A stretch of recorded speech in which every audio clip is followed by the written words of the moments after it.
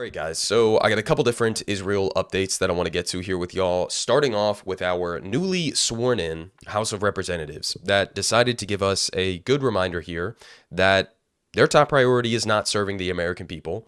It's instead serving Israeli war criminals. So instead of focusing on healthcare or education or infrastructure or anything to materially improve your life, they decided to spend their day voting on a bill that essentially is designed to protect Benjamin Netanyahu from any sort of accountability. Here from our boy Prem, he says the U.S. House has voted 243 to 140 to sanction anyone associated with the International Criminal Court's efforts to investigate, arrest, detain, or prosecute any, quote, protected person of the U.S. and its allies, namely Israel. And this comes after, obviously, the International Criminal Court was trying to issue arrest warrants for Benjamin Netanyahu and Yoav Gallant. This is our priority. And keep in mind, they're not even just saying, right? It would be enough for them to say, don't arrest our war criminal friends or we'll come after you and sanction you. They don't even want investigations. They want to block investigations into potential alleged war crimes. These are the kinds of lengths that we are willing to go to protect Israel in their genocidal war in Gaza. And at the same time, we have our dying president here, Joseph Robinette Biden, who in the final days of his presidency is deciding once again to double, triple, quadruple down on his horrendous, horrific, despicable foreign policy. $8 billion in new arms shipment to Israel. This is on top of the tens of billions of dollars we've already sent them. That apparently wasn't enough. We have to send them another round of ammunition and fighter jets and bombs and whatever else so that they can drop them on the heads of Palestinian children in Gaza. This is what he's deciding to do in his final days as president, right? Cementing his legacy. Fair enough. Now, just to reemphasize that point there was this interesting article that I referenced in my video a few days ago from the New York Times on Biden's regrets, right? The White House memo here. President Biden will seek solace and relief during a visit with Pope Francis next month, according to people familiar with his plans. His public comments have offered a glimpse into what's on his mind. So, when looking back at his presidency, what does Joe Biden regret? Well, I found it interesting that you can go up here to the search bar if I hit Control F, and if you type in Gaza, or if you type in Israel, nothing comes up because Gaza and Israel weren't mentioned a single time in this entire article about Biden's potential regrets for his administration. Pretty telling, right? Now, at the same time, we also have some new reports here from both the BBC and 60 Minutes that I'll get to here in a second, where it seems like the media is catching up to what we have all been saying months and months and months and months back now. So here from the BBC, their headline, Gaza war death toll could be significantly higher, researchers say. So they're basing this off a Lancet study that was recently published, not the one that I previously covered on the channel that estimated that the deaths could be as much as in the hundreds of thousands. This one's a little bit lower than that. But this one estimates that the range is between 55,298 and 78,525. Now, important to point out, this Lancet study is only referring to traumatic deaths, right? People who died from a bomb or from a bullet or something like that. So this is not even counting the people who may have died due to a lack of medical care or preventable diseases, people who have starved to death, other, reasons as well. This is a low estimate, guys. Now, keep in mind, the entire time post-October 7th, including at the beginning with Biden himself, we've seen U.S. politicians, U.S. media figures who have come out, Israel, obviously, who have come out repeatedly and said the Gaza Ministry of Health is inflating the numbers. They're lying about it. They're trying to make it seem worse than it actually is to make Israel look bad. They're doing Hamas propaganda. And as we've been saying over and over again, if anything, the Gaza Ministry of Health numbers, or the Hamas-run Gaza Ministry of Health numbers, as the media loves to say, they are an undercount, a drastic undercount from the real death toll, right? And so now that, we're in month, 15, 16, now that Israel is essentially just bouncing the rubble in Gaza. Now that there's nothing left, that the entire population has been displaced, that they've killed minimum tens of thousands, potentially hundreds of thousands of people, now that the ethnic cleansing of North Gaza is essentially complete, now the media feels as though they have permission to come out and say these kinds of things. Same thing here with 60 Minutes. As pointed out by Mehdi Hassan, we have footage here, guys, that they only just released. They just released this footage. It's footage that they took 8 months ago. They have been sitting on this footage out of Gaza for 8 months. Now, in this video, and I'll try not to play too much of the 60 Minutes because it'll get this video potentially taken down because 60 Minutes has insane copyright protection. But, I mean, just read this paragraph here. Across the now decimated Gaza Strip, America's mark is everywhere. In footage shot by CBS News in May, the ground is littered with U.S.-made ammunition casings. Some used to prop up tents. Others turned into playthings by children. So these media outlets have been sitting on this kind of footage 8 months. Here you have kids picking up U.S. debris from bombs that we sent to Israel to drop on their heads. I mean, people literally building tents out of U.S. bombs. Now, we also had this. That was also part of the same 60 Minutes piece. A quote here from Andrew Miller, former Deputy Assistant Secretary of State for Israeli-Palestinian Affairs, who resigned his position. He said, the Israelis were using American bombs in some instances to target 1 or 2 individuals in densely packed areas. This is not a secret, guys. This is nothing new. I mean, remember when we reported on the Where is Daddy program, right? That I think it was 972 magazine originally was publishing about. It was a program that was explicitly for Israel to wait until their alleged Hamas militants got back to their families so that they could bomb them all in their home. Because they thought, oh, that's easier than killing them in the battlefield, right? We've known about this kind of thing from the start. This is immediately what Israel was doing. I mean, they blew up entire residential blocks under the justification of going after 1 or 2 like low-ranking Hamas militants.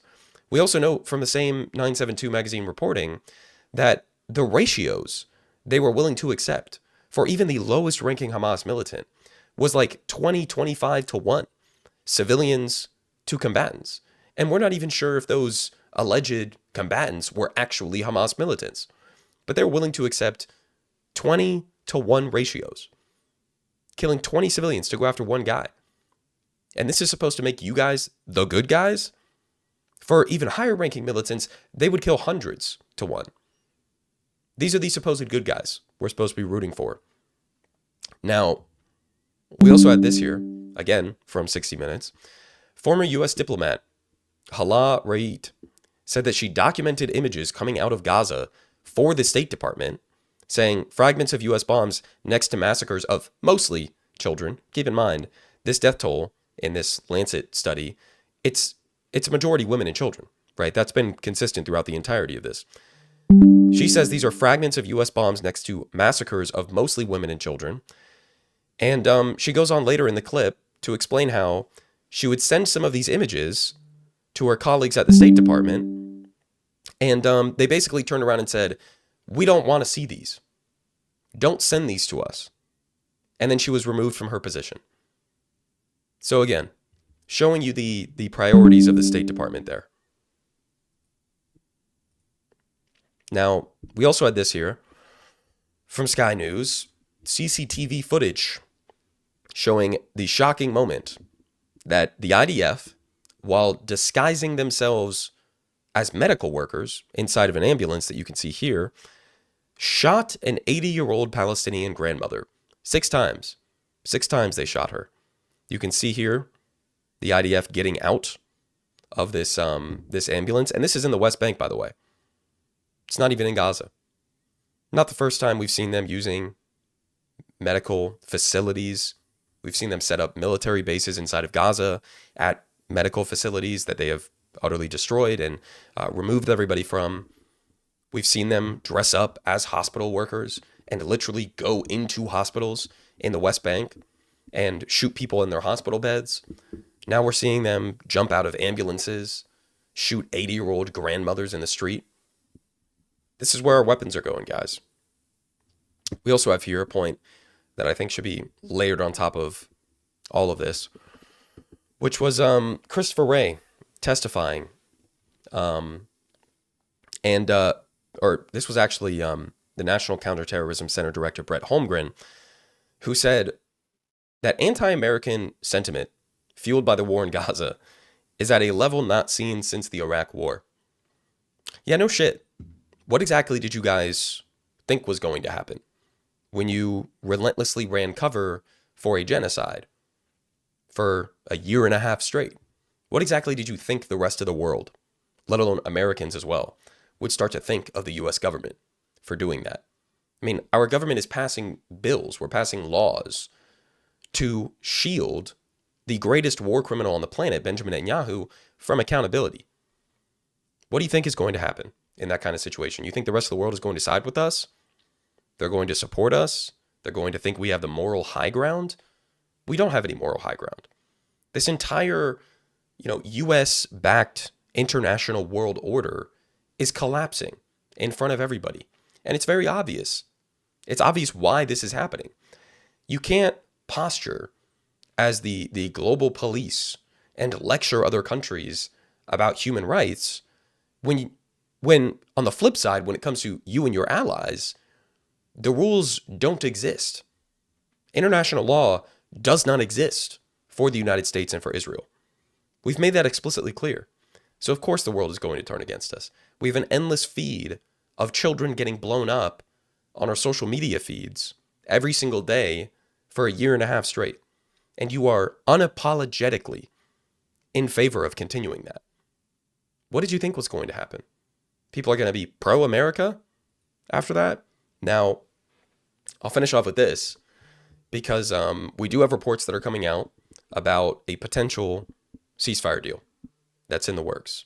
Now, I'll get to a point here by Jeremy Scahill that I think is important, but here from DropSite, they say a source close to the negotiations told DropSite News that Hamas has accepted a final draft of the agreement with no new demands or proposed amendments and was waiting for Israel to accept the deal.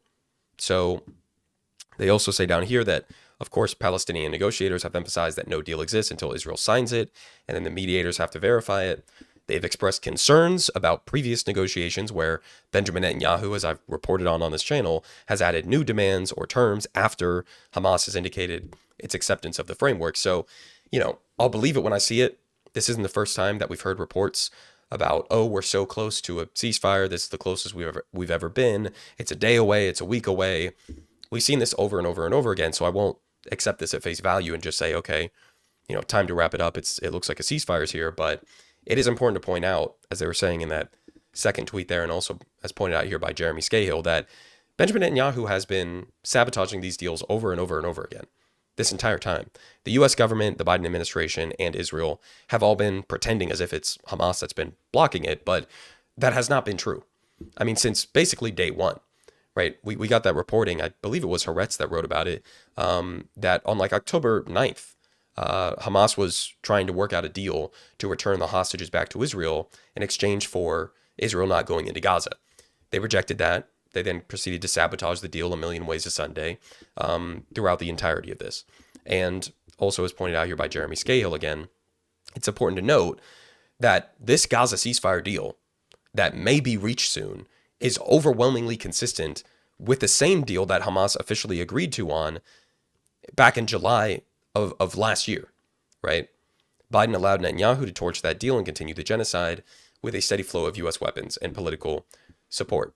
So even if there is a deal now, I mean, we've had 6 months of endless destruction. What has Israel accomplished in those 6 months? Did they finally defeat Hamas? They eradicated Hamas now?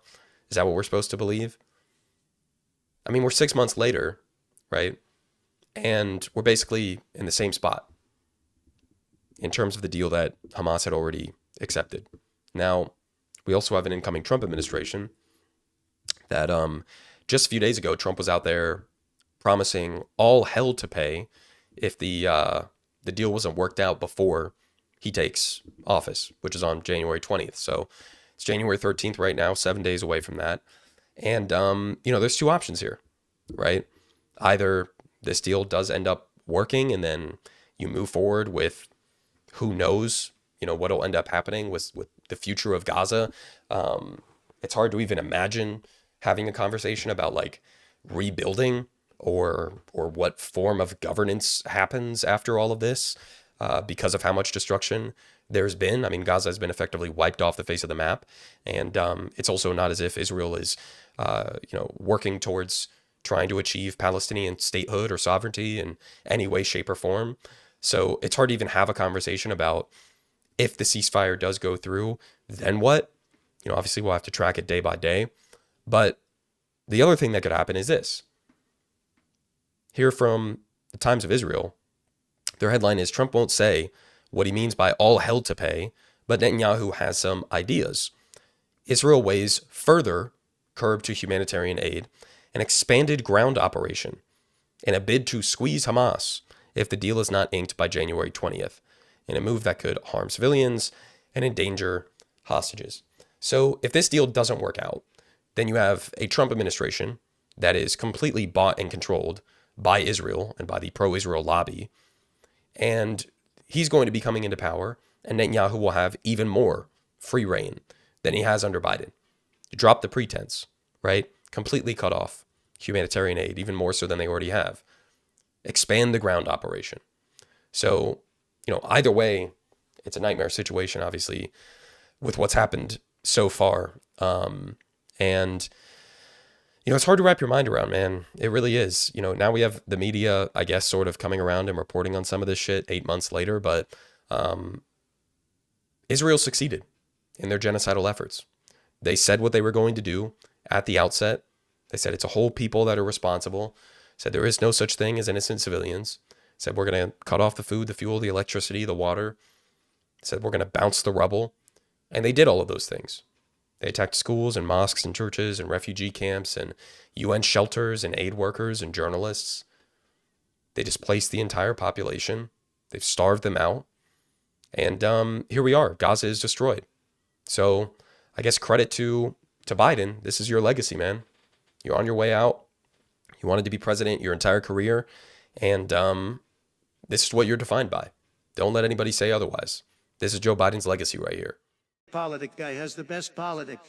Believe me, no one does it like him.